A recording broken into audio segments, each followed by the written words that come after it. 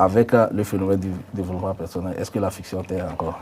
Donc, si on parle de développement personnel, je pense qu'on ne doit pas séparer le développement personnel de la fiction. Oui. Parce que...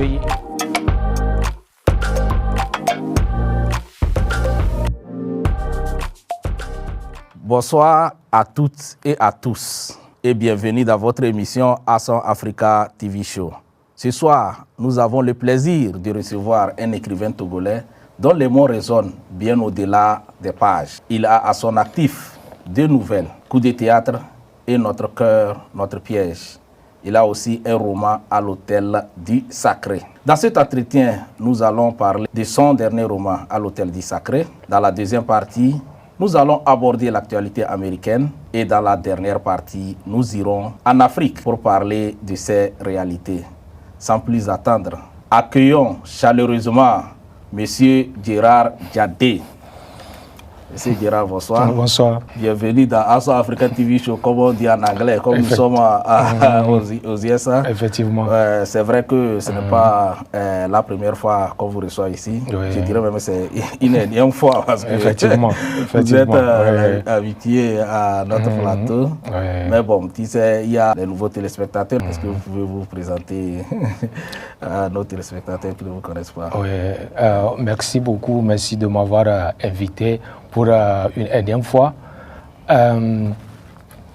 Je suis togolais biologiquement et socialement américain. Yeah.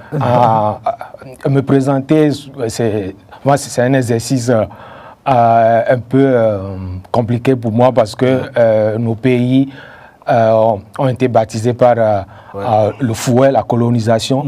Donc, le Togo ne fait pas exception. Yeah, c'est vrai. Donc, on n'a pas le choix, je n'ai pas le choix.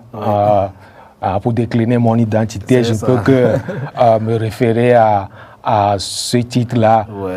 Voilà, je suis togolais biologiquement et artificiellement, en fait, artificiellement américain. Voilà. Vous vivez ici, il y a de cela plusieurs années. Bon, d'entrée de jeu, j'aimerais vous poser cette question-là qui me taraude vraiment à l'esprit depuis un moment.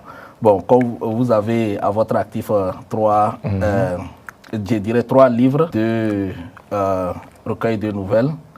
Le premier, Coup de théâtre, le second, Notre cœur, notre piège. Et tout récemment, vous avez sorti à l'Hôtel du Sacré. Bon, aujourd'hui, avec le phénomène du développement personnel, est-ce que la fiction t'aide encore? Oui, c'est une question très intéressante parce que je pense qu'il ne faut pas voir entre les deux domaines un gouffre, un abîme. Yeah. Il faut voir plutôt un pont entre les deux. C'est ça. Parce que l'intellectuel, c'est celui-là qui arrive à faire le pont entre plusieurs domaines. C'est ça. Donc, si on parle de développement personnel, je pense qu'on ne doit pas séparer le développement personnel de la fiction. Oui. Parce qu'il y a un lien. C'est ça. Lorsqu'on lit un roman, par exemple, les aventures des personnages, par exemple, peuvent nous parler, peuvent nous conseiller, peuvent nous encourager. Okay. Donc, dans ce sens-là, et même les mots, les nouveaux mots qu'on rencontre, par exemple, les expressions et tout, tous ces éléments, en fait, nous forment. C'est ça. Donc, le développement personnel, en fait, l'un des éléments importants du développement personnel aussi, c'est la formation à la communication. Donc, lorsqu'on lit la fiction, il y a les mots nouveaux qu'on peut rencontrer, les expressions et tout. Donc, tous ces éléments nous forment. Donc, c'est indirectement, la fiction, c'est indirectement le développement personnel. Donc, séparer les deux, ce serait oublier l'un des objectifs aussi de la création de la littérature. La formation de l'esprit, la formation à la communication. Oui, je comprends. Ok. Ouais. Bon.